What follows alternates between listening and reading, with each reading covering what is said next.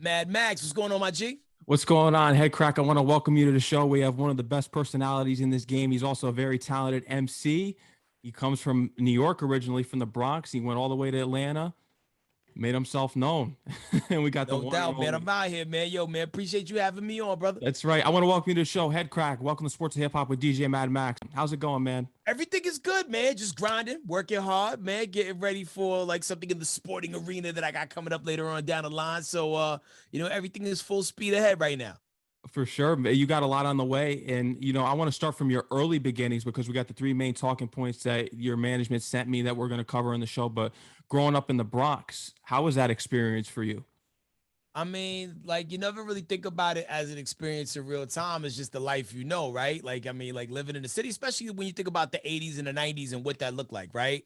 Crazy times, looking at what the crack epidemic was doing to the city, but also how hip hop was emerging during that time. Like, and especially like as a fan, to watch some of the biggest names in the game compete at that level and then mirror it to what's going on. Like, you think about the 80s, you got like Rakim competing at a high level, Karis One, LL Cool J. Then you forward to the 90s with the Jay-Z's, the Biggies, the Nas's. And even when you fast forward it now, you listen to like people like J. Cole, Kendrick Lamar, the JIDs of the world. Davies, It's just, Griselda. yo, so listen, the Griselda wave is so strong right now. And they was just talking about how Benny the Butcher just had the highest debut of any Griselda release. And they've all done, respectively well. But just to see that thing continue to grow, it's like watching the Renaissance era happen all over again. It's kind of dope. It's beautiful to see that competition is back in hip hop, and they were predicting Little Durk's album was the Yeah. one who released. They were predicting his to go first. But you look at the charts, Benny took over with Tana Talk 4. Yeah, and the crazy thing is like, it's not like people are just playing the Butcher on the radio like that. It's like organic fanaticism and people who are that emotionally invested into the music tapping in and supporting something they truly believe in, which I think is great. And not to say that Dirk's fans aren't going to show up for him as well, because his fan base is rabid as well. But to see something like, be a phantom menace within the machine and still work out, you know what I'm saying? It's good to see. It's beautiful to see that rap is at a competitive level again, because coming from New York, I know from what I heard in your hip hop music and your catalog, and you're an MC, and we love the MCs out here because that's what New York hip hop is. And you're cut from that cloth. You come from that generation. I was fortunate enough to have some of the best examples of what you want it to look and sound like and what you want to feel like. And in addition to that, I got a chance to see a lot of people in their prime, or like, even if they weren't in their like, popularity prime, to where the point where their show is so polished to where like, okay, cool. Not only do I know what I want my form of hip hop to sound like, but I also know how I want it to execute on stage. You know what I mean? Like, so I always tell people all the time, if you have the opportunity to see the OGs rock, even if you're not even fully aware of their music, just to see what a polished hip hop show should look like. Or even when you talk about, some of the guys who are like on the mainstream right now, like, I mean, have you been to a Kanye show before? No, I haven't. I actually haven't. Bro, Mad Max, like from his very first show where he had whatever the budget was to like even his more recent events, to see somebody like put together a show at such a Broadway and Vegas level, it does nothing but elevate the game of hip hop, man. So like I like to try to watch a little bit of everybody do their thing, and not even just limited it to hip hop too. Like some of even the bigger rock acts that still go out there and tour, like a Foo Fighters, Red Hot Chili Peppers. Like there's so much showmanship that we can borrow from each other within the artistry and apply our science to it. And it just gives people a reason to shell out money to come see you, because you're trying to raise the bar, not only sonically, but also visually. And it's always great to see the early interviews that you did. I remember when you did an interview with Drake, and this was right before Take Care came out. I remember, and you guys were going at each other because he was thinking that the Heat were going to win with LeBron, and you were in Dallas at the time and going for the Mavericks. Yeah, and the crazy thing is, like, I wasn't even a fan of the Mavericks like that. I just happened to be living there. Cause like I'm a Knicks fan, and you know I'm a how it Knicks is fan being a too. Knicks fan. It's like being a sadomasochist, because you kind of know what the results are gonna be, but you still be like, yeah, we got it. But yeah, but like I don't know, like it's so dope because that was the first and last time I ever interviewed Drake because Drake don't really have to do interviews anymore. So sometimes it's a gift or a blessing rather to be in the right place in the right time, catch the right person, because that wasn't even scheduled to happen. We just No. happened to be in the same place, and he was like, "Yo, my man, come through," and then we chopped it up. Just an amazing classic throwback. But Christ the King, that's where you went to school. It was a private school that you went to, and they made you cut your hair. But the main thing that you were looking forward to during your time and going to the school was the talent show because you wanted to showcase your rapping ability. Absolutely, man. And it was weird because that was my first year going to private school, and it was just a different world, right? So I made a bet with the principal, Principal Funicello, I think his name was. And the thing was, is like, yo, listen, if I can get us to the Bronx finals in the spelling bee, you'll let me grow my hair out. He's like, all right, then, because they had a dress code. And he's like, he didn't think I was gonna pull it off. So not only did I win the school spelling bee, I made it to the Bronx finals. So I got to like grow my hot top fade back out, and then competed in a talent show and got busy. And that was really where it came alive for me, where I realized, okay, you know what? I can do this rap thing. I can move the crowd. I got something to say. I can put words together. Let's see how far we could take this. Greg Pimento was someone that you were kind of going to be going up against here, and there was rumors out there with third base writing his rhymes, and that didn't pan out. Well, here's the thing. Like, you never know what to believe because we were kids. Like, I'm in the seventh grade. I believe Greg was in the eighth at the time. And, like, the rumor was, like, he was tight with the third base guys. And, like, you're talking 89, right? And around this time, like, third base was on fire. The And you're like, cactus oh, and the gas yeah, face. hell yeah. So you're like, oh, word? Like, he's down with these guys? Whether he truly was, I have no idea to this day. And when I think about it, how crazy would it be for an eighth grader to be rolling with the guys from third base?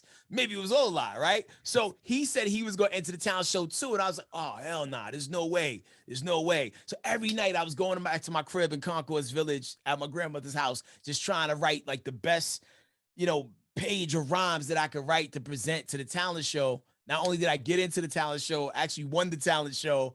And the bug was it was the wick was lit from that point on. That's how it all started. You began with the talent show. You were beatboxing in school as well, and you really were pursuing a hip hop career. And you were calling up the radio stations, and the radio stations eventually invited you to come in and just hang out with them. And then as soon as you got invited to the stations, that's when you started to get to know how radio works, and you love just chopping up with people and that the lifestyle of radio. This is what you wanted to do. And eventually you submitted your tape to, I think it was in the Beat in Dallas, and you had the night show. Well, it was 97.9 The Beat, and it was so 97 the many. Beat. Okay. Yeah, there's so many close brushes with being on the air, right? It almost seemed like, you know what I'm saying? Like, would there be signs all around you that a certain thing is supposed to happen? Because even when I was getting out of high school, there was a station there called 100.3 Jams, the same station that I would call and like win the contest on. They were like, hey, listen, do you want to come and work up here for the summer? And I'm like, hell yes. Like, I'm just out of high school. This is like a high school kid's dream to be on the radio and be able to floss around, be able to get to all the parties for free. But a few weeks into the summer, they changed formats and fired everybody that was on the hip hop side. So that dream went right out the window, and it was like, all right, well, back to the drawing board, back to the clubs, back to the streets, back to like just entering MC battles and just traveling and doing what I can. But fast forward a few years, the opportunity came where a new station came to town. Me and my buddies made a tape. We turned the tape in like we had a show. This is what the show sounded like. And they put us on at the nighttime. And, we got that 6 to 10 slot. And the rest was history from there. Go from there to the morning show to Dish Nation, syndication, my own show. It has been a real picture perfect scenario, you know what I'm saying? But a lot of hard work and sleepless nights came with it. And the main thing is that you've always reinvented yourself. What was your approach in reinventing yourself in this industry throughout the years you've been involved in it? I mean, I think the key is not even 100% about reinvention, but just figuring out what instrument you need to play in the band that you're in, right? So when I'm doing the night show, my role and approach was different than being on the Ricky Smiley morning show.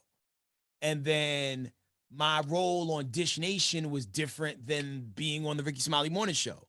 And now that I have my own show, I'm like the Captain Phillips of the ship. and I have to like balance my energy and my worldview a little bit differently with, with the cast that I'm dealing with there. So you just got to figure out what parts you got to play to make the car go. Like one day, maybe you're the engine. Next day, you're the wheels. Next day, you're the stick shift. Next day, you're the windshield wipers because it's wet outside. So to never be stuck in one particular position and be able to play all positions to make sure that the end goal is the team wins, that's really the true nature of the way I like to try to invent myself, because like my worldview has never really changed. I maybe have more experiences the longer I live, but my friends will tell you I've never truly lost who I am. Like I am the same kid who is fanatic about Transformers and, and hip hop and like, you know what I'm saying? Like Mike Tyson and all the stuff that I was when I was like in the 4th grade. But, I've gotten older.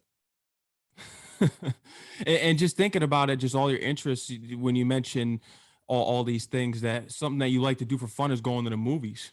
Hell yeah. No, like when you go to the movies, that's one of the few times where like your phone is off, no one can really bother you. It's a true unplug from the world. You go watch a movie at the crib, but maybe you might get distracted. Maybe you might run to the kitchen and get something. But there's something about going to the movie theaters and making that appointment, getting in the car, driving, posting up, smuggling food in if that's what you do, because it's what I like to do. There's just something that's so, I don't know, lethargic and freeing for me in that component. So it's something that I missed a lot during the pandemic when theaters wasn't really open like that. And the second that like 20% less people were getting sick from COVID, I was back in the theaters. It was like me and 2 other people, but I was back in the theaters. And people are back full force. It's crazy. What was the first movie that you saw back from COVID? Wow. I feel like it was a horror movie. I want to say Halloween Kills. Nah, even before that, like I was back in the theater early, bro. Like first shot, like after the first vaccine shot, like the second that people were sniffling less, I was back in. So it was a private screening that they had me put together where I got to invite some people. It might have been Don't Breathe 2. That was a movie that came out, and A Quiet Place too, I think, came out. Definitely was in the theaters to see A Quiet Place too. Yeah, man, like like back since being back outside, like the second being back outside meant you can go to the movie theaters, I was back outside. Like because that was the club to me. I have 3 clubs I go to: the gym, the movies, and Costco. Those are my 3 clubs. And yeah, like the pandemic, I was definitely up in all of them. Because like in the beginning, the movie theaters just weren't open at all. Like no. I thought it was gonna kill the movie theaters at one point. Me too. Like, what part of are you in New York right now? I'm actually from Connecticut, but I went to school St. John's, so I'm local in the tri-state. No doubt. So, like, what was the vibe like? In a city where everything like it was dead, right? It was dead. And the first movie that I saw as soon as COVID, as soon as it calmed down some, was Halloween Kills. But when I went, there was no one in the theater, and I said, man, no one just goes to the movies anymore because of social media and then the streaming services. No one even feels like going out of the house. So I didn't know if that was a combination between COVID and social media, just the effect that it's had on people and our generation.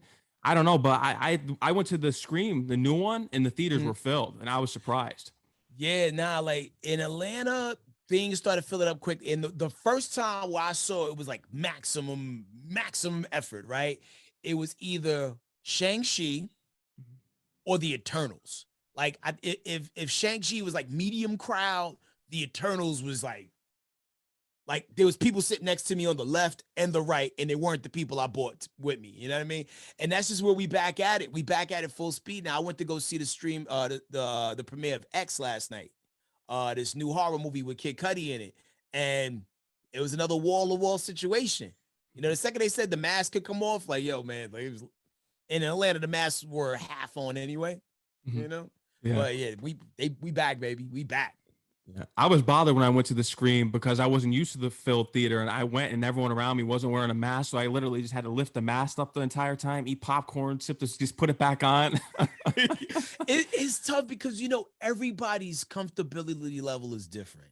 And the second everybody gets lax, that's when we'll be back to where we were square one. So I'm a little I don't want to say scared, but I'm really anxious to see what these new lack of mandates is going to have us in position wise. You know what I'm saying? Like, because just a few weeks ago, my dad was fighting for his life because of COVID, Man. right?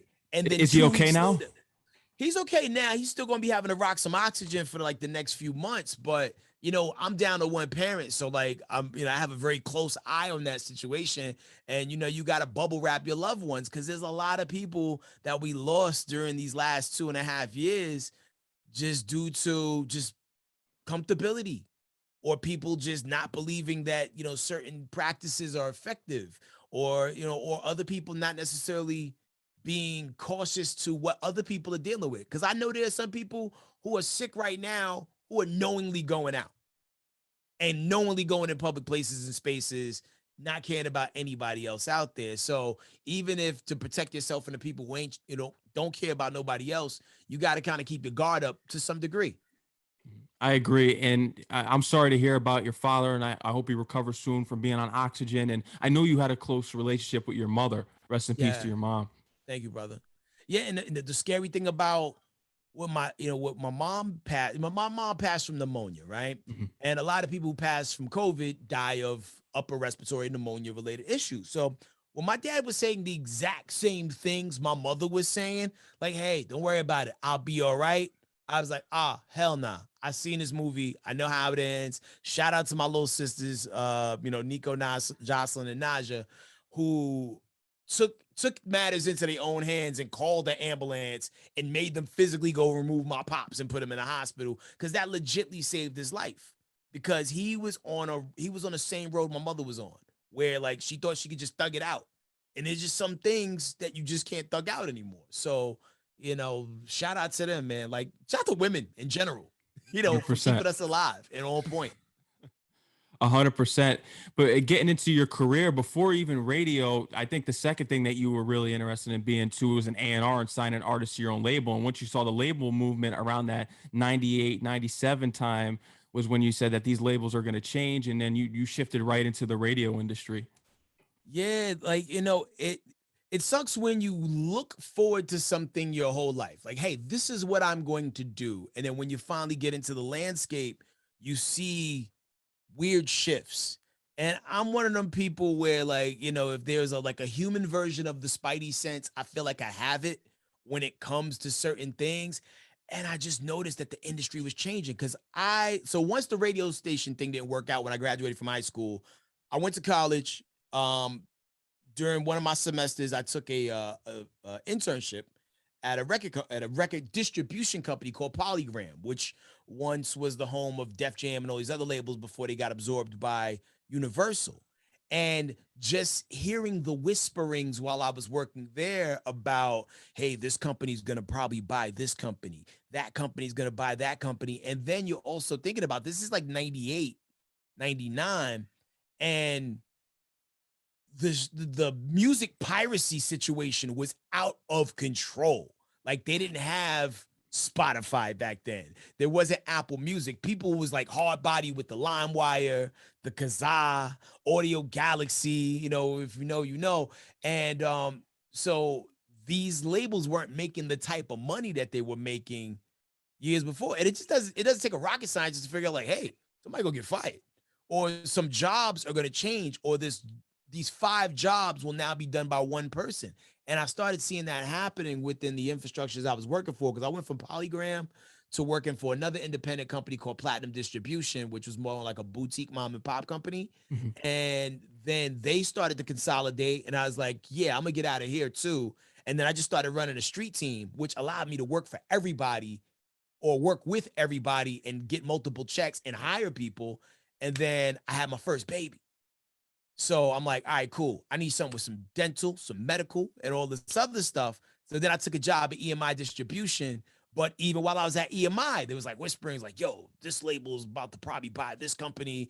And I was like, you know what? All right, I got to figure out an exit strategy soon. And then 97.9 The Beat came along. And I'm like, all right, here go my 3-point shot from half court. Let's do it. Me and my homie Super K and Keynote, we turned in the tape. Boom, we got in. And the rest is history. Early on when you were trying to find a hip hop deal as an artist, you wanted to sign to Def Jam, and you actually landed not with Def Jam, but you landed your own 12-inch deal. Yeah, so Def Jam for the longest time was the equivalent of being on the Bulls in the 90s. Like they just had such a strong roster. Everybody that I personally listened to, like if Def Jam put it out 9 times out of 10, if you liked a certain pocket of hip hop, you knew you was gonna be into it. Talking like, Method Man, Redman, Crew, LL Cool J, the Public Enemy works from back in the days, all this stuff. So I definitely always wanted to be with that roster. And I also wanted to look for artists that kept those traditions and was pushing the culture forward. If I ever was able to get into my A&R bag, which I was allowed to do that a little bit, having my own night show on the radio, because back then we had a lot of power and we could like play local artists on the radio. They gave us a slot to where we could put 2 artists against each other and let their records rock, which was dope because these were some of the only ways some of these artists were getting heard. So that was dope. So right around that same time, I linked up with a guy named Russell who has a group called Chaotix, and he produced, records for them. And he was like, yo, man, you dope. I want to work with you. So we put together a 12-inch, an A and B side called Clear, with the B side being Ready on the right, featuring his group Chaotix. We put it out on Land Speed, and it did really good, not only at the college level, but it really did good in Germany as well. So slowly but surely, I started getting requests to come over there to do shows and stuff like that. And it showed me that, wow, there still is power in the 12-inch, and people still like boom bap hip hop, a tradition that even continues to this day. It may not be the most mainstream, but there's an underground resistance of people who really just want to hear some, like some just real grimy hip hop, And boom bap is back to #1 on the charts. We've been here for years, Yeah. There may be ebb and flows to, how popular or how mentioned it is, but everything has a wave. Everything has a wave. And and it's good to see that boom bap is back in the wave. It is. It's especially being a real hip hop fan, and you've actually had the opportunity to collaborate with Craig G from the Juice Crew too. Yes, indeed. Yo, the thing with Craig G is like the collaboration came from, I guess, a mutual respect from, we battled in Dallas. Like there was this event that came that my homies Viz and Fats used to do called Final Fridays. They still do it intermittently, and they set up a battle between me and Craig G. And like, yo, I didn't back down. He didn't back down, and we gave these people a hell of a show. So the very next day, we was in the studio cooking up something in the lab, and it's dope to this very day. Like Craig G still puts out records, and the records is dope because he's not just a MC from the 80s. He's a timeless MC who believes in his craft, man, and is not afraid to like test his skills against up and comers, which I thought that was like super commendable, because some people get to a certain place in their career, they're like, nah, man, like you ain't on my level. But yo, he gave me a shot, and that shot helped make me a legend in my city, or one of the cities I'm from. That's a fact. And just going further into your hip hop career, and then being in radio and Dish Nation. I remember being in 3rd grade and watching you on Dish Nation, and people considered you the #1 guy on that show. People were calling you the #1 guy on that. And you got to tell me the first time that you met the Brat, Functified. You got to tell me what was that story? Wow. So the Brat, like many of us, we all grew up, watching the Brat, whether it be like on magazines, watching the music videos, on TV Raps, Rap City, the whole nine. So when I met her years ago, actually, when I was still doing nights in Dallas, she had put out the Unrestricted album, and she came through the radio station. We did an interview, right? And I'm like, yo, she's cool as hell. And fast forward a few years, she got into a little bit of trouble. And then when she got out, I ran into her at this restaurant called STK, and she was like super duper cool. I'm like, yo, you got to come on the show. And so we could talk about like, what you got going on. So she came on Ricky Smiley Morning Show, and, just the energy was great. Everybody loved her. And some personnel changes happened to where a slot opened up, and Ricky was like, yo, let's get the Brat. And then I go from being a fan of the Brat to working with the Brat every day on the radio. And then from working with her on the radio to working with her on Dish Nation. So it's kind of dope. And like to be able to like be elbow to elbow with some of the people that you looked up to growing up, man. It's a dope thing. And the dope thing about the Brat too, she's another one who is not afraid to still go for it. Because we used to do this weekly thing on the radio show called The Flow and Go, where we would take random topics and freestyle about it. And, and the Brat never punked out once. She shows up. I'm not surprised. You know what I'm saying? So it's so dope to see, like, the headspace that she was in when she was still on the, heavy in the game in that degree, right? Also to see where she was on a comeback trail and just to see how beautiful the glow up has been, even while getting married recently, man. It's just so dope to see my sis happy and still a respected heavyweight in the rap game and cooking, man. It's dope. Another respected rap heavyweight and a pioneer in this game was DJ Kool Herc. You guys met at a club, exchanged numbers, and he actually took you and your wife around in the city in a van to all these clubs in New York City. Yeah, like it was the best tour guide ever. Like, I don't think no one could give you a more thorough tour of the Bronx than Kool Herc. Like, we went like 5 clubs. We went to like a strip club was one of them. We ended up buying a bottle of champagne. I didn't know I wasn't supposed to buy the bottle of champagne because he was just running in there real quick. And I was like, yo, I need to sit down somewhere. And like Herc is like, hey, don't worry about all that. Just I'll be right back. But the lady was like, yo, if you want to sit here, you got to buy this bottle. So we ended up buying like a 300 bottle of champagne. And before we could even pop the cork, Herc is like, yo, what are you doing? I'm like, yeah, they said in order to sit here, and I didn't want to make it weird.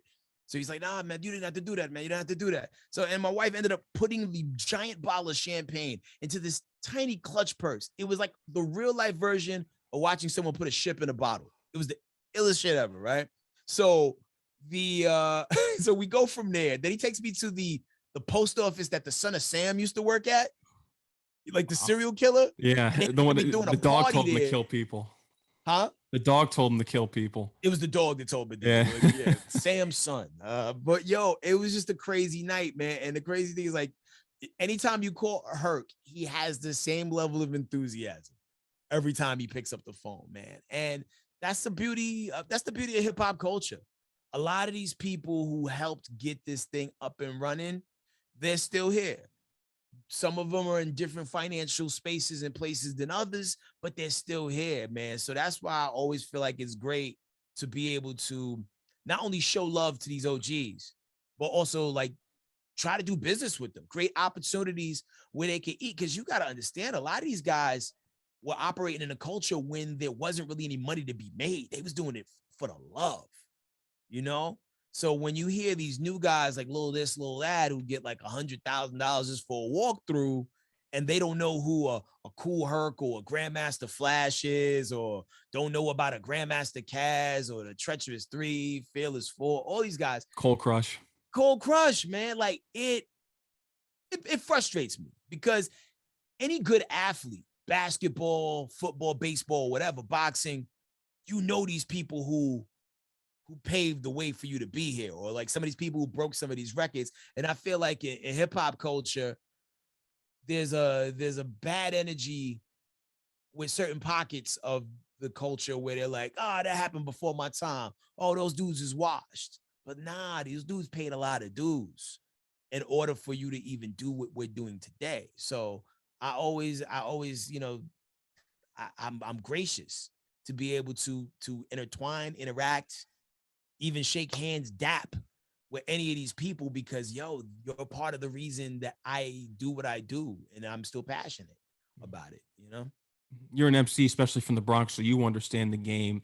And I'm not surprised that you always pay homage, and it's important. I agree with you. There's a disconnect between some of the youth artists out here that don't pay homage, and they say, these artists are whack. That sounds dated, but there's 1,000 of Lils out there that sound the same, and there's only one Kool Herc, there's only one Cold Crush, and then even the MCs from the 80s and 90s that we can go on and on about.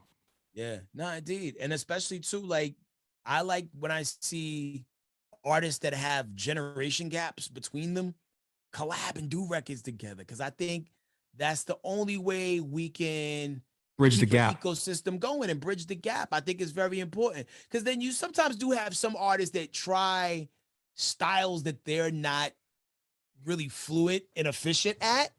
And I think sometimes you need some people like people that help keep you in a style pocket.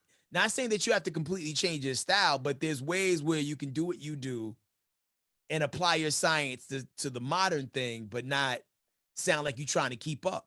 Because with some people, we don't want to hear you do today's style. We want to hear how your style sounds now with today's thought process. And I think it's hard to not get that creative schizophrenia sometimes because you're like, ah, what do people want to hear? Well, they want to hear you. Mm. They want to hear what you have to say now. And some people evolve great and some people don't. Like I think Jay-Z has done a great job of evolving. Nas And is on a great becoming, run too. yeah, not, oh my God. Who would think Nas would, everybody wanted Nas to top Illmatic, but no one knew that we would want Nas to top King's Disease. No one knew that that was going to be the new bar that he was going to set. For a second, everybody's like, he'll never do something as good as Life is Good. But now we talking King's Disease, which is like damn near 10 years after Life is Good. And I love to see it because that is what is supposed to happen within the culture. People be trying to age you out and push you out the door like 30 plus. But yo, Rick Ross is still making phenomenal albums. Jay-Z is still doing phenomenal work. Nas, 2 Chainz, Static Selector. Like he's like one of the Quincy Joneses of hip hop right now. Soon as Andre 3000 stop being afraid and press the button, I know Andre got 50 songs sitting on a hard drive somewhere right now. I know he does. That will change the face of rap if he decides to put it out.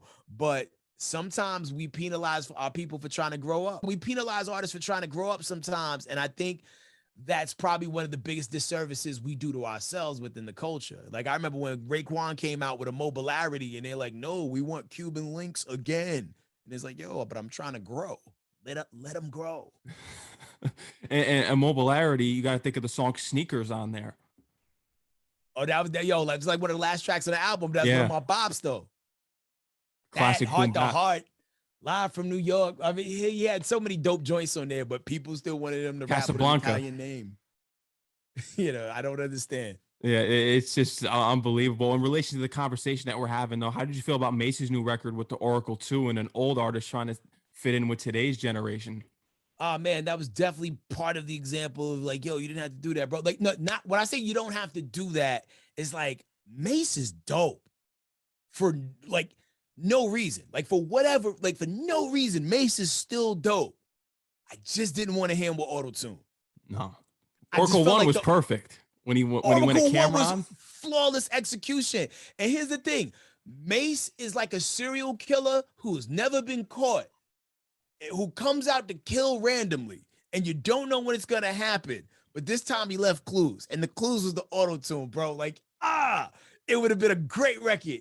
I couldn't get past it. But Mace Penn still move, and if he ever decides to give people a full body of work again, I think people will be blown away at how sharp you could still be. He could pull off a King's Disease. He could pull off a 444 because you have so much to say. But I think Mace is possibly stuck in one of those places where he doesn't know what people want from him at this point in time. Because like there's some people is like, hey, ain't you a pastor? And then there's some people who are like, yo, we know you can do the Murder Mace thing because we've heard you. Because you come out and do this randomly once every, I can't even figure out the pattern. Like if I was an FBI dude and had to look at a count, they're like, yo, he does this every 776 days. Like I feel like there's a weird algorithm to why he does what he does or when he does it. But man, just like, yo, press the button, bro. Press it. And just to tie everything together, if you look at a perfect track with a new artist from the newer generation gets on track with Nas, which is Spicy. Him and Nas and Fabio, they made a hit off that song. Yeah, and I think that's a great example of what happens when you bridge the gaps. You stick to what you do, but invite other people to the party. It could be done, which also I feel like it worked because they worked with the producer. There's a lot of times with cats, we take advantage of the technology, but we also abuse the technology. Like, email me the track, bro. I'll send you my verse in 72 hours. Sometimes you need the producer there to be like, no, say it like this. Yo, you could do better.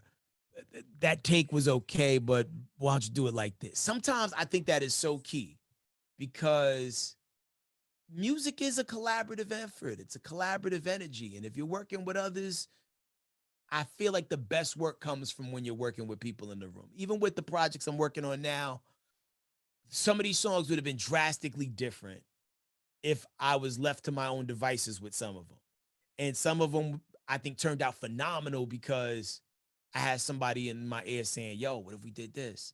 Yo, what if your approach was more like that?" And then you get those results, man. It's like it's cool when it's teamwork. I think the perfect artist to bridge the gap, and it's a little sensitive topic right now, but with Tory Lanez, because he can rap and he can sing. I was sleeping on him for years, and then when I heard some of his newer music, I said, "This guy he's gonna be a problem out here." Yo, if he can manage to stay out of jail, he's gonna. I mean, and if people forgive him, right? Because he's a very polarizing name in the music biz right now. Because you're right, bro. He can sing, he can rap. He proved that he could battle rap. Because like when he was going through that little run too, where he was going at it with I think Cassidy. it was Cassidy, Joyner Lucas. I feel like there was one more name in there, but also Dream. The only person that brought him down a peg was Dream Doll because she hit him with the below the belt, like chick stuff. Like, yo, you left Beijing on my pillow and you wanted me to do a threesome. Like, it sounded too accurate to be made up. And it's like, oh, she got you, bro. It's like, when a chick read a love letter in front of the whole class, you know? So, but like, he can really do everything except Even make an not. 80s album, Yeah. And I haven't Alone at even heard Prom. that whole Alone at Prom joint, but even based off the records that he's getting sued for, now I want to listen to it. It's like, oh, word, you sample Careless Whisper. Now I want to listen. So like, yeah, man, it's crazy because like some people in the music space are very talented, but it'd just be cool to not like them. And once everybody decides, like 1, 2, 3, break, we don't like him, people just be, hands over the ears and turning a deaf ear to it. But hopefully he bounces back from all this. I can't wait to find out what happens to him in the Meg Thee Stallion trial because someone's lying or was too drunk to remember the truth. And I'm like Michael Jackson in the meme with the popcorn. Like, who was it? I want to know. Because Oh, I like them both. I've interviewed them both. Meg is a sweetheart. Tory Lanez is a cool dude, very passionate, but very cool dude. And I hate that they're both going through this, but somebody in this whole line. and we're gonna find that out soon. That's gonna be coming soon, and I'm Word. looking forward to hearing the truth on it. But what is your take, just being in the radio world and covering media and press and being on the air? You always have to be careful about what you say. Sometimes, what is your take on the cancel culture? And do you think it's always been around longer than it has, and it's just now being pronounced in the coming years of recently? I mean, I think cancel culture only came because like social media gives more people a voice, right? The real cancel culture is being blackballed. When someone somewhere who has the power to be like, nah, fam, it's not gonna happen. That is the true definition of cancel culture. Like, whatever weird thing happened with T-Pain, that was cancel culture. And he didn't even do anything the public knows about. No. But at some point, someone changed the locks on T-Pain. He didn't become a lesser artist than he's always been. But at some point or another, somebody's like, nah, like I didn't like his hat. You know what I'm saying? And changed the locks on him. Same thing with Nicki Minaj. I have, shout out to my man Choke No Joke, who said the moment that things got weird for Nicki Minaj was the moment she said, Miley, what's good? And some calls were made to some important people. And this is not what I'm saying. This is what he said. And from that moment on, things have been a little difficult for Nicki. And and when you step back and look at it, you're like, there may be something to this. Because it's not like Nicki forgot how to rap and her record stopped being good. She's still out here cooking up heat. But people get the locks changed on them in this business a lot. Did Missy stop being great? What happened behind the scenes to where somebody's like, yeah, you can put it in an Amazon commercial, but nah. Because if you're telling me Coil Ray deserves more radio play than Missy Elliott, I would Blasphemous. I'll throw you through a glass window because I don't believe it. I just don't believe it. I'll And give you this is not another even me example. crapping. This is not even me crapping on Coil Ray because I think I love when artists start to figure it out. And she's an artist that's slowly figuring it out. Like some of her earlier records sounded like, but as time went by, like she started figuring it out. And I love to watch people figure it out. Kendrick wasn't perfect on his first album, No, but he was better than a lot of people, right? that's a fact. But when you listen to like Overly Dedicated to and then even the quantum leap that he made on Section 80 to then Good Kid, Mad City to Pimp a Butterfly. Damn. Like you watch the dude turn, you watched a mere mortal turn into a superhero sonically right before your eyes. So I love to watch people figure it out. But that whole cancel culture thing, man, like on the acting space, let's bring a white guy into this. What's my man from Pineapple Express that's not Seth Rogen? James Franco. All the accusations. They changed the locks on him so fast that they act like the disaster artist wasn't even made. I can't even tell you a platform that it's streaming on. Not saying that it's not streaming anywhere. I haven't looked. However, you know, sometimes you just be randomly flipping through your channels on cable and a movie will come on. Like, he should have won every award that year. And even if he didn't accept it, they erased history. They acted like the movie never came out. We don't know what you're talking. What is this disaster artist you speak of? And I think it's terrible. Same thing happened with Bill Cosby. They started pulling the Cosby Show off the air when he was going through what he was going through. And a lot of people who are not Bill Cosby lost money. And they got blackballed by association. Not granted less opportunities, but, you know, it messed up their money. And I think when things like that happen, it's messed up. And it's an unpopular opinion, but I think sometimes we should be in a space where we can separate the art from the person who made it.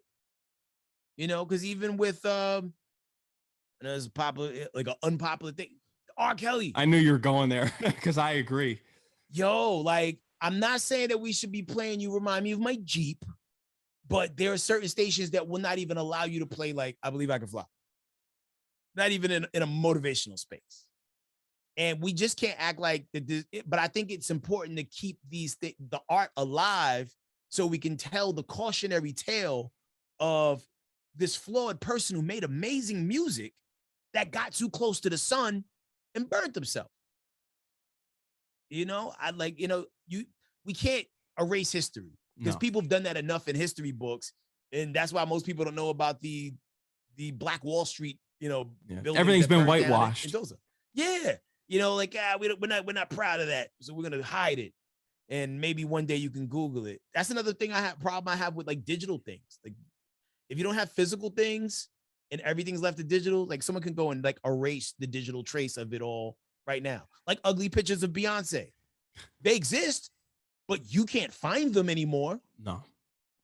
Because some people are more powerful than others. Change the locks on you. That's right. Another example I was going to bring up before was Troy Ave. I mean, once that stuff went down with the incident at Irving Plaza in New York, he's still going to trial. I think the reason why he hasn't really taken off too, just by being blackballed as well as being independent, is because he hasn't been able to tour. He had his first performance in New York City the other night, and the crowd went crazy to his songs. Yeah, and Troy Ave is a personal friend of mine. One of the most solid dudes in the business. Absolutely. And I think when everything went down, a lot of people threw their hands up and like, you know, didn't want to associate themselves with Troy because of the people he was beefing with and the potential trouble that he could be in. But when you look at everything that we like idolize and salute within the culture, this dude swung on the guy that was talking smack like about it. Well, or actually, I think if my memory serves me correct, and I could be wrong. But you got into it with the guy who has been talking crazy about you. You wrestle the gun out of that person's hand and you get shot yourself. But he didn't, you know, and drove himself to the hospital. Like these are the details that, you know, that when are fake and fabricated, we salute, we support. Oh man, this is a tale of a real one. And when it really happens, you don't like it because of the person who it was, you know, or whatever. Or like, you know, it frustrates me, man. But yo, Troy is a solid dude who works hard. He grinds. He's a man of his word. And it's going to happen for him, especially once he's able to get back out there and tour. And I saw the videos of him doing his first shows back out. And like, yo, people love his music and the energy that it brings, man. And I can't wait for more people to get, you know, christened by it. Yeah, he put New York City on his back there, and he really was responsible for bringing back that New York hip hop and put it on the forefront in New York with New York City, the album, and Bricks in My Backpack 3. It's just amazing. I can't wait to see the run that he's going to be on. But I want to get back to you because you have some amazing stories as well. We'll get into your boxing journey. But Tyrese, he's someone that's very passionate. He loved the sit down interview that he did with you. He invited you to his house, and all of a sudden you show up, and Run was there. You had a great conversation with Run because you're a huge Run-DMC fan. You asked Hell Run yeah. if he would do an album, if you do another album. He was like, I'm good. Yeah, and that shocked me, man. The crazy thing is about like people that we idolize. I think sometimes they forget who they are and how much they mean to people and how much people are still willing to show up for them, if they was willing to do something, man. And like, and I know Tyrese be going through the things he be going through, his ups and downs and whatnot, man. But that was just so G of Tyrese to just like be like, I don't know what, because like he called me one day, he's like, yo, I don't know why, but something told me to invite you to my house today. Be here at 3. And then like to go there and like, yo, that's Run. Like who I've met before. Because I rhymed for Run when I was fresh out of high school, and I rhymed so I could like get an opening spot on his tour. Yeah, because he had a tour date in Houston. And he's like, yo, you cool? Come to Houston and like on this date and ask for I think Eric Blam. I think it was his manager at the time. He's like, ask for Eric Blam. I want to make sure you good. And Run was a man of his word.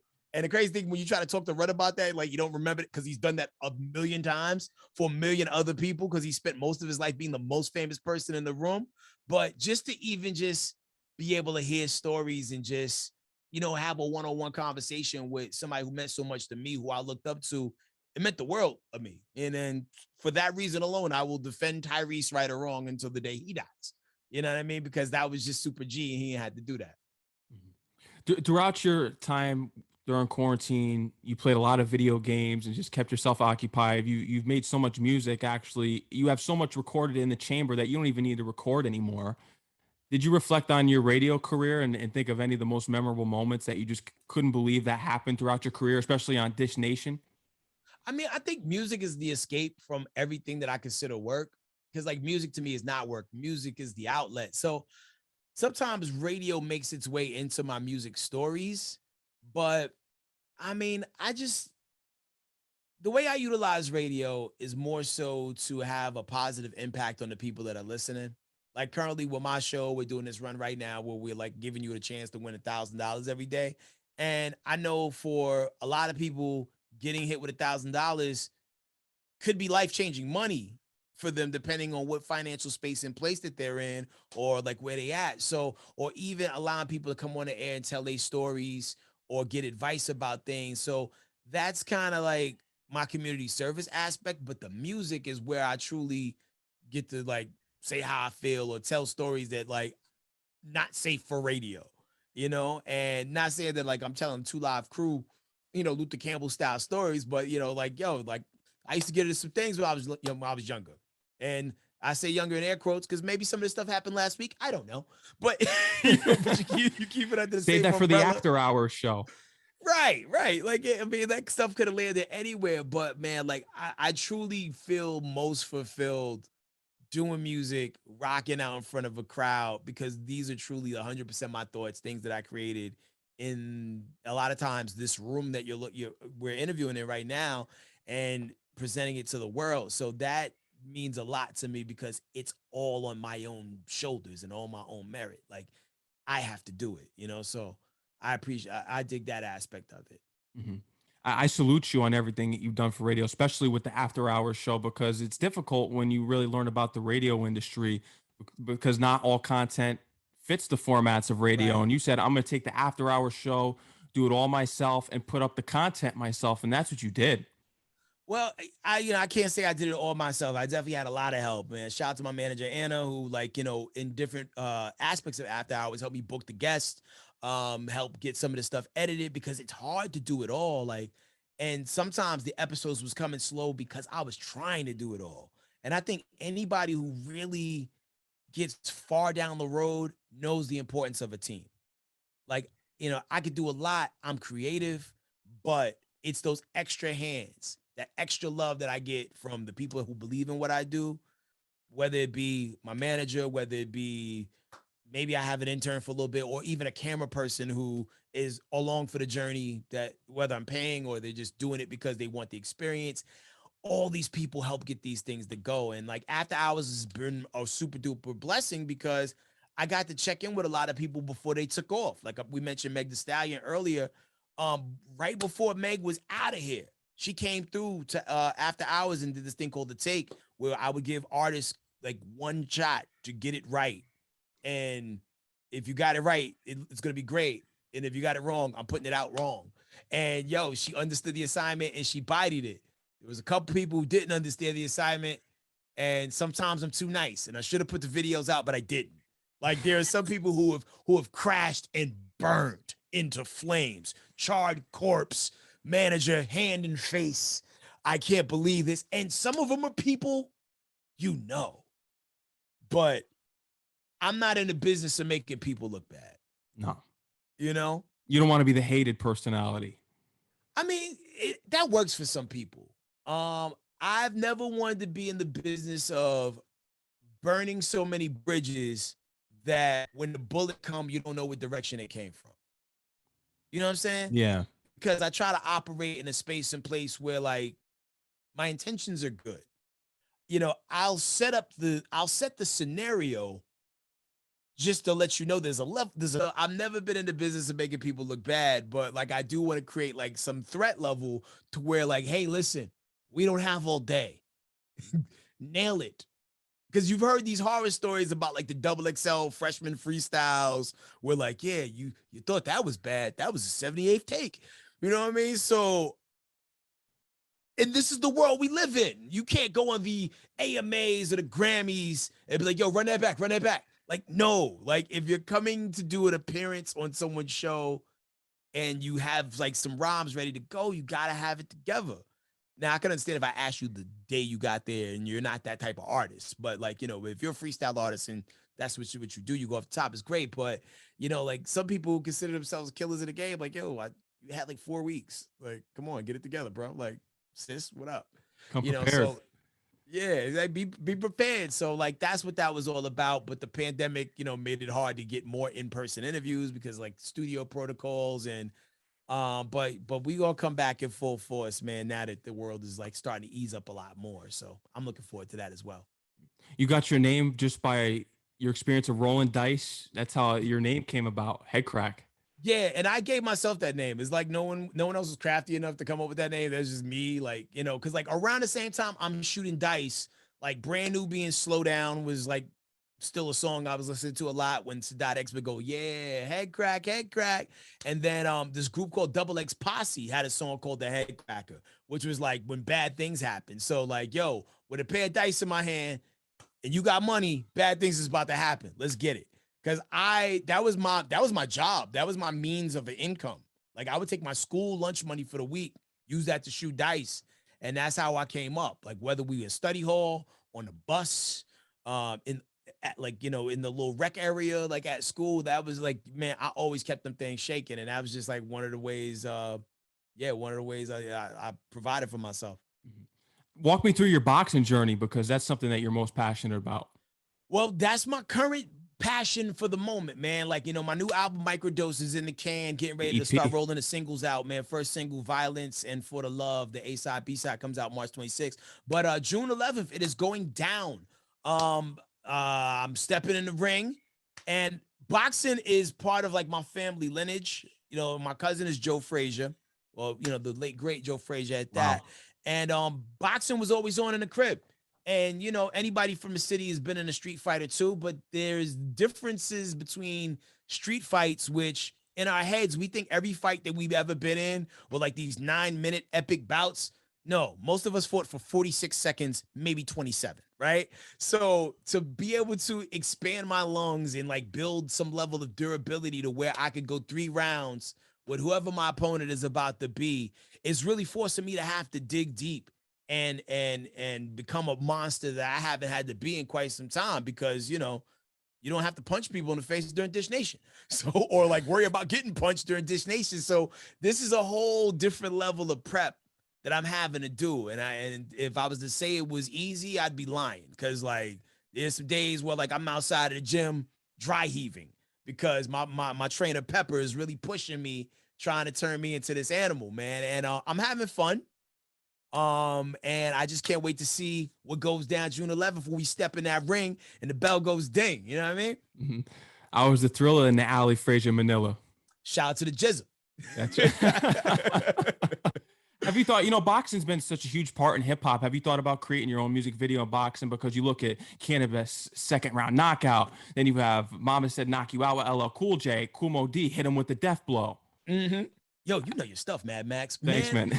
I definitely want, like, every project, I think of what song would be the boxing video, right? But sometimes you be in shape, sometimes you don't be in shape. And I feel like right now I'm in better shape than I've been in years. You know what I'm saying? It's like, whoa, there's 1, 2, 3, 4. We're up to 4 abs right now. So like I want to get to the point where like I get like all 6 of these bad boys showing up, and then like, we could try a thirst trap for the ladies them. But I when I do this boxing video, whatever this music video look like, I want it to be right. I want it to be dope. Maybe it'll be for a record off Mikrodose, even though I really feel like it'll be on whatever the next project is. I think that's the route, but I've always wanted to do that because all those videos you mentioned were all inspired. And you even left one out. House of Pain, on point. That's right. Yeah. That was another one. Schoolie D, No More Rock and Roll. Even though I was like more wrestling themed, but like all of those videos stuck out in my head because of their boxing themes, and I thought those were always cool. 100%. And I can see you making one in the near future. You got the Mikrodose EP coming soon, and you have an educational course too that you're going to be working on. Yeah, man. Shout out to the dope people over at Bright. Now, for those who don't know, Bright is a online service where, like, if you have things that you're very passionate about, they have these different experts come on and do these courses. So the course that I just recently did was how to prepare for on air. So we walk you through the different types of broadcasting there is, whether you talk about like terrestrial radio, satellite, podcasting, college radio, digital online radio, things like that. Then we go on to like how to make money in these different aspects of the business. And then for the final course, we did a thing where people was playing us like their 3-minute demo of what their show would sound like. And, and giving like, critiques and feedback. The next session that I'm going to do with them is going to be a little bit more in the music space, but we're definitely going to bring that on air component back as well, because, it was pretty informative and people like demanded more. So we definitely going to come back and get the people what we need, man. I feel like the best fishermen, they know how to fish for themselves, but if you can teach other people to fish, the universe will bless you with, all the things you ask for. One of your goals eventually is to host your own game show too. Yo, when you look at game shows, right? When you think about certain shows, these people have this job forever.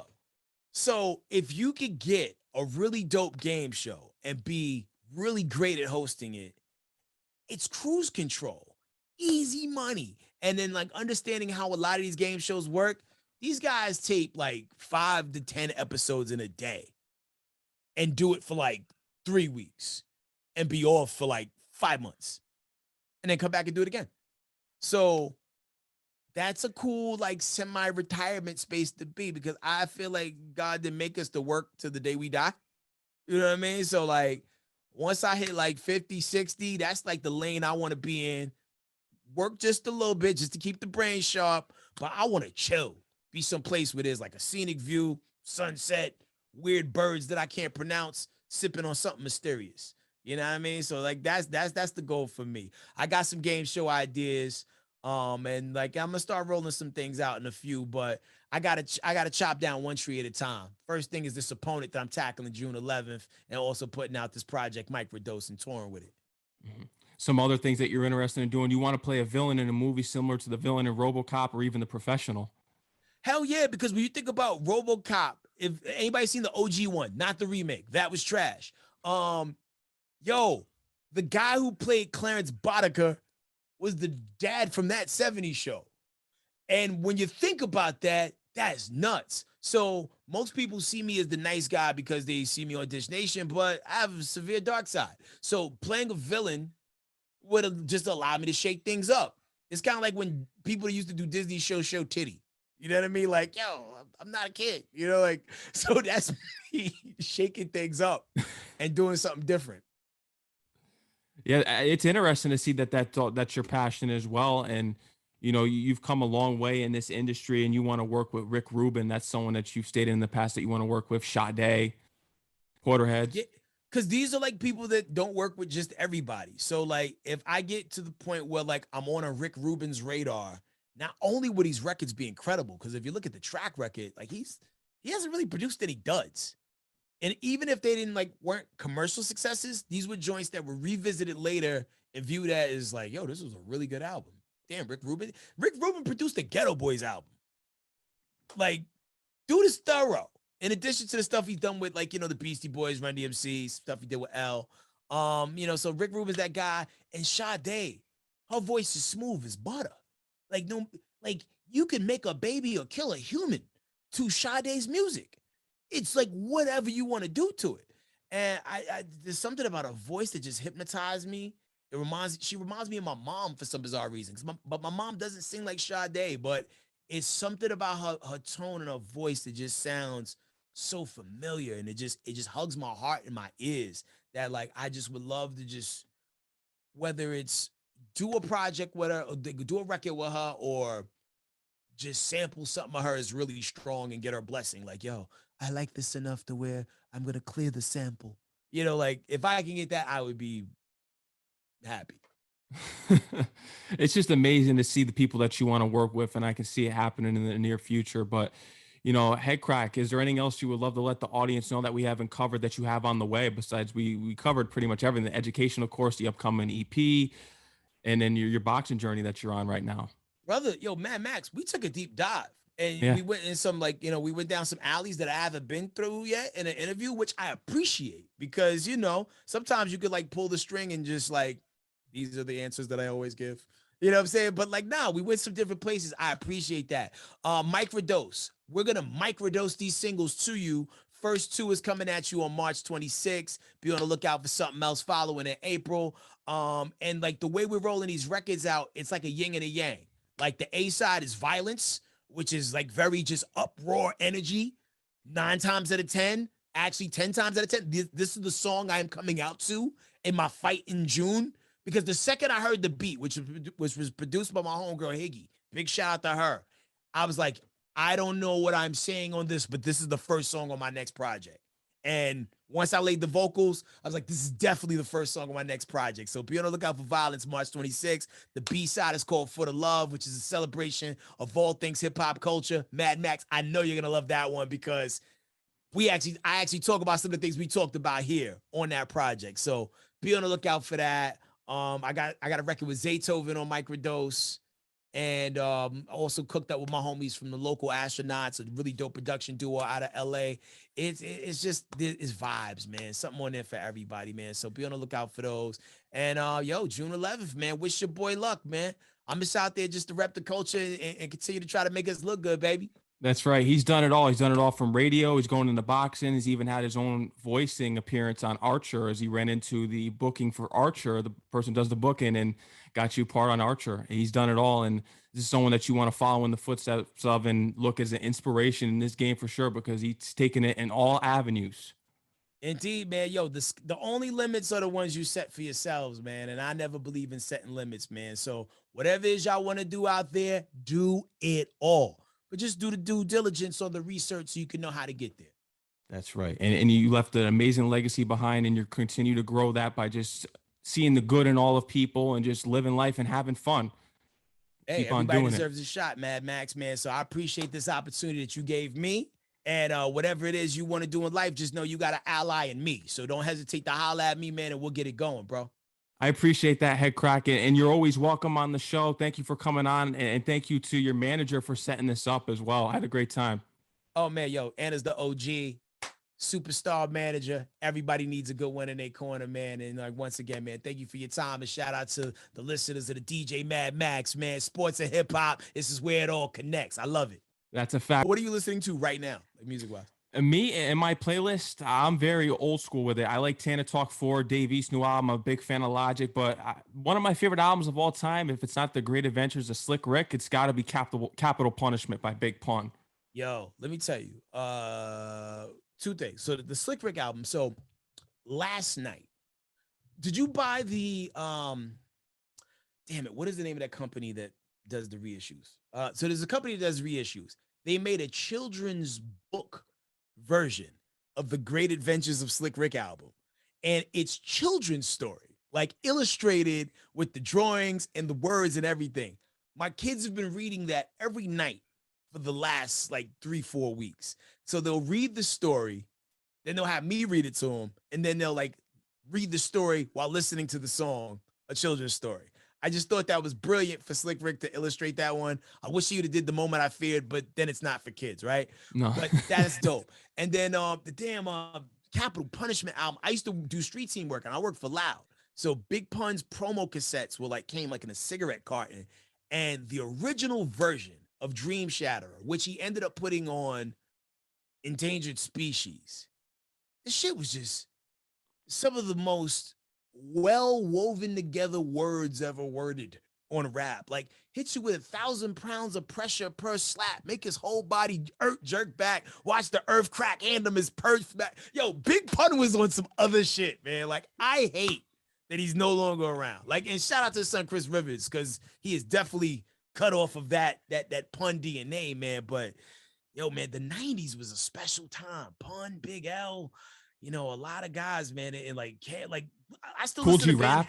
Cool G Rap, who's still cooking, right? I still listen to Band from TV to this day. Noriega. Just because everybody was just cooking on there. You know, but yeah, man. So like, yo, I could, man, anytime you want to call, talk some rap shit, man, just hit me up. I'm your guy. Like, Oh, for sure, man. You got it, unrecorded, whatever. I'm your guy. When are you releasing the EP again? It's in. So it's kind of like we're rolling out like the first. We're rolling out the first 4 singles, and then I think we'll drop everything at once. I think that's the play.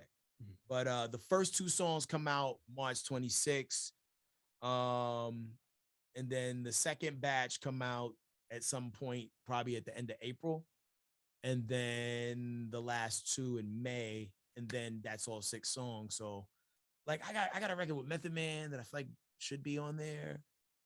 But congrats on that. And I know, but just by doing my research on you, that there's been some artists, and one in particular, you've never said the name, and it's good that you haven't, that could have really taxed you on it on a feature, and they didn't.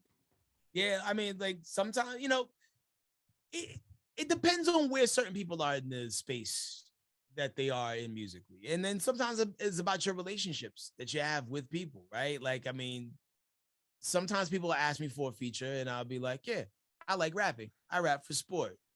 But then a lot of times when artists do ask you for money, it's because they got to pay their manager too. And some people like magnifying glass everything, like, yo, this feature, like, where's the money at for that? So I understand that, you know what I mean? Because like there's some people even more recently who I've asked for features. It's just like, it's, you know what year it is, right? You know, like, yeah. Like, help me, I help you kind of thing. And, you know, and you can't really take it personally because you don't know what bills people got to pay. So, you know, I just appreciate to even have the dialogue. Like not every feature will work out, but more work out than do. And if you have just money laying around, you can usually make anything work out. You know what I mean? But so like, I've been pretty fortunate so far, man. So hopefully that streak continues and people will continue to work with me because I can add value to what they're doing, you know? It's something interesting, you know, and what you brought up earlier in the interview was your love of horror, it seems, because you go to a lot of horror movies, and I'm a horror movie fan. Mm-hmm. No, big time. Like that's what I said. The movie I went to go see last night, X, is made by the same person. Kid Cudi. Yeah, the same person who did they produced daggone it. Same people who did Parasite. No, not Parasite. Never mind. I can't even think of the movie. It happens. It'll come to us eventually, but probably like 20 minutes from now. Yeah, or when I'm driving, going to do something. But there's just something about being afraid or like just being stressed out, but to know it's not happening to you for real. That is the thrill I get from horror movies. Like even when I was a kid, that was something that like, I'm sure that people looked at my mom like she was crazy when she was bringing this 4-year-old to go see like Friday the 13th 3. But I was in there like a G, like I wanted to see it. And I'm sure if she didn't recommend it, I did. because that's just, I was always into horror movies, man. And that's something that continues to this day. And out of my kids, I only got one that really rocked with me like that on the horror movies. And that's my 9-year-old. Like my oldest is like, he'll have to look and see like who dies, how they die. So he knows when to check out. You know what I mean? So it's kind of funny how that, certain traits skip a generation and like, who will rock with you on certain things and who won't. Like even my baby, like my 3-year-old, he want to see Scream. Like he don't want to see Scream. He says he wants to see Scream, but he don't want to see Scream. Like they almost played Scream in the theater that I took him to go see Spider-Man on. And every time we go to the movie theaters now, he's like, is this theater 7? Because he remembered that it happened in theater 7, no matter what theater we go to. He's like, is this theater 7? I'm like, nah, it's not theater 7, but it's funny, man. But yeah, like horror movies has always been part of my film DNA, man. And that's why that's another thing on my bucket list. I really do want to like write, produce, and direct a horror movie.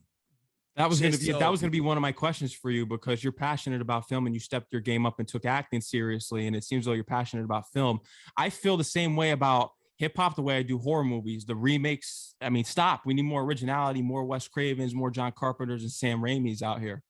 Absolutely. And the crazy thing is like a lot of the innovation is coming from Asia as it relates to some of the horror genre. And even when you look at things that Americans, we remade like The Ring, and I heard they trying to remake Last Train to Busan, but Americanize it. It's like, no, they already did it great. Let that be great and appreciate that for what it is. That's why I like the work that Jordan Peele is doing, because he's done 2 movies that I have never seen before.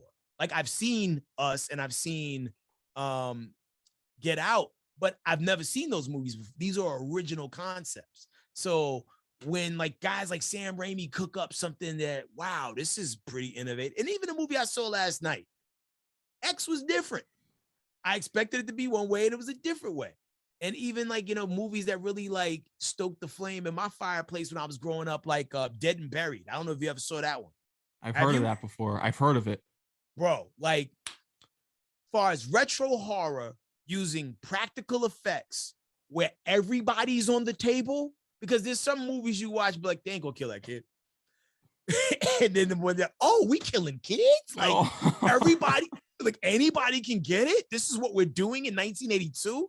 Like those movies are the ones that I really feel like, leave a taste in your mouth, because like, wow, didn't see that coming. Even like I saw the OG Night of the Living Dead. 1968, George A. Romero. Obviously way after it came out, because I wasn't born in 1968. So, but like making it to the end of that film, and I don't want to spoil it for anybody who didn't see it, and seeing what happened was like, well, damn. After all of that, but it was this great storytelling. It wasn't an ultra gore fest, but it was like the cornerstone of it was great storytelling and seeing something that you never seen before. Mm-hmm. And even when they tried to like, put a fresh layer of paint on it with Return of the Living Dead, which wasn't directly connected to Night of the Living Dead, it was like, oh, it's like punk rock zombies. I like it. This is different, And even, even like the lost camera footage films, like Blair Witch Project. Yo, Mad Max. So when I saw Blair Witch, this was before it came out in theaters, and they was just passing this tape around college campuses. And the word, yo, you seen the tape? What tape? Yo, the tape of the people that got stuck in the woods. Yo, I know my man over in Dorm, blah, blah, blah, who got it. Let's go over there and watch it with them. So we'll watch him and have no idea that this is just like strong pre-promo for something that they plan on releasing. So just imagine just like the blank expression you have on your face when you're driving home, not being able to understand what you like. That was special, So to be able to create those moments with film and hopefully with hip hop is, what I aim to do. Those moments where you're like, you don't know what to say. Have you seen Midsommar? I have. Ari Aster directed it. Same guy who did Hereditary. There we go. The same people who produced Hereditary. There we go. So yeah, I think you'll rock with it. But yo, what was your takeaway after seeing Midsommar? Like that was an insane movie. I mean, those cult films are interesting, but it was originality. It was something I'd never seen before, and I think that's what horror needs. Here's the thing. I'm a big slasher guy, so Okay. I want to see a new slasher. I'm sick of the 100 Michael Myers films that we're getting now. Nothing will ever beat the first two, in my opinion. The 1978 one, the 1981 with the second one. I don't like what they're doing with the new ones. I think they're terrible. They're terribly written because you know why? The guys that are writing them, I think it's Danny McBride and David It is. Gordon Green that are Mhm. working on the new ones. They add too much comedy elements to them, and they're not rooted in horror. Where John Carpenter was a horror mastermind. Horror comedy worked for like Creepshow, Evil Dead 2. Yeah. That worked. But the new ones that they're adding in here, it's like they're not real refined on the horror genre. And I feel as though Only they thing need that it from a different. frustrated me about Halloween Kills was I really thought Evil dies tonight, right? Oh, but the So 100 times they had to say that in the dialogue. I mean, come on. yo, but like, the whole town had him surrounded. Like, yo, hey, you gonna take your foot off the brakes, off the gas? Like, what? I got, man. Like, once again, I don't want to ruin it for anybody who hasn't seen it. I really am interested in seeing how Halloween ends. But yeah, like sometimes when you Hollywoodize something that's supposed to be what it is, it does cheapen it a little bit and make it a little bit more edible for the casual consumer, which works in varying degrees, right? But yeah, I'm running out of things to watch. So I just ordered this thing the other day called a is it called the German film? It's named after a country and it's literally called a blah blah blah film. No, a Berlin. No, a hold on. This is gonna bother me. This is like I can't look this. Daggone it, man. It's just a weird Eastern Bloc country where bad things happen to people.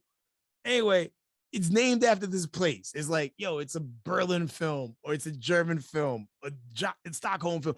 Anyway, this movie is supposed to be one of the most disturbing horror films ever made. And they had to make like 3 versions of it just so they could sell it. I'm going to watch it like this weekend. And soon as I think of what it's called, I'm gonna text you, send you a DM or something because I can't wait to see what your take is on this because you sound like you really rock with horror, and we're a dying breed. Yeah, we are. We are a dying breed. But have you gone to like horror? I've gone to some horror conventions, man, and I get embarrassed because I look at myself. Am I really like these people? I mean, I'm seeing people hold the saw dolls in their hands, and they're like, I'm only 22. These guys are like 30s and 40s. I'm like, please don't let that be me in 20 years. Please don't let. It's crazy. Sometimes when you go to some of these conventions, these people's eyes are a little different. I will say that. But I think we use it for entertainment as an escapism, to get out of them, to get out of just the rigmarole. But some people don't know how to detach. Some people feel like they're really in it, they really live in it. And I'm still actively trying to find the name of this film. And I bet you when people are watching this, they're yelling at the screen. It's called the blah blah blah film. I hate to be that guy, but like it's still in the plastic. It just came in the mail like a week ago, and I'm trying to carve out time to watch it. But yeah, there are options out there. Yeah, we need a new Vincent Price. That's someone that's just the icon of the horror genre. Where is that Vincent Price character today? Where is that Vincent Price for the horror genre now? I think, when you look at it, I think it's like you got to look at it differently. We don't have Vincent Price, but we got Tom Savini. The makeup effects artist. One of those guys who like is responsible for like the makeup and like even some of the writing of some really great horror films. Wes Craven, the worst thing that sometimes can happen is that you are successful and they keep using your name to make more things and go into the well. Like maybe you don't have 10 Nightmare on Elm Streets in you. Maybe you just had 2 in you or 3 in you. And the crazy thing, when you look at some of these old movies with adult eyes, you're like, yeah, damn, 2 was savagely different than the first one. And damn, did the person to make 4 even watch 3 and 1? Like, it doesn't add up. It doesn't go according to the plot line. Yeah, especially when you're watching things. It's one thing to see things when they first come out as a kid. Then when you watch it with more like film critic eyes, it's sometimes it's tough to, even in the hip hop space, because you couldn't tell me that Tougher Than Leather was not an Oscar award worthy film. You couldn't tell me that. No. When I'm 7. I watched it like one day when I was like in my 20s, and I was like, wow. But I'll still defend it. I still die on that hill because like I rock with Run-DMC the long way. Like I even got